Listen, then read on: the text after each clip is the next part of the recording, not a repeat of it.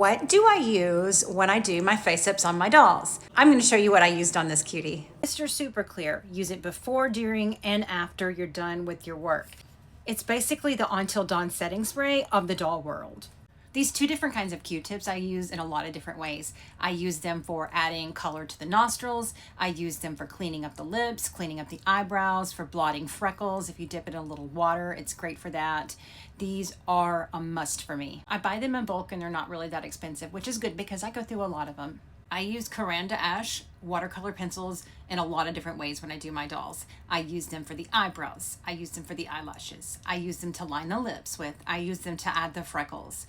Most of the time I do use them dry, but you can also dip them in a little bowl of water and kind of blot them on a paper towel, and they are a little bit darker when you use them that way. I like to do the freckles after I dip them in a bowl of water. I also do a lot of my work in Rembrandt brand soft pastels, and to apply them I use makeup brushes. I prefer Sigma and the Ulta in-house brand brushes.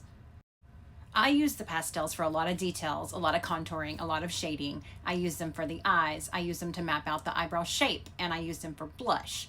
The lips, they're great. They blend easy, they're buildable. I seal multiple times whenever I need to with Mr. Super Clear in between layers, and I just pick them right up out of the pan like I would if I was doing eyeshadow or blush.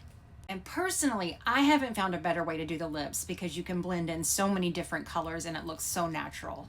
And speaking of the lips, I usually always finish off the lips after I've sealed with Mr. Super Clear with a Liquitex varnish, either gloss, matte, or a satin finish, depending on the look I'm going for. It just makes them look a little bit more defined and gives them that extra something. And finally, for the wig, I use two different kinds of glue.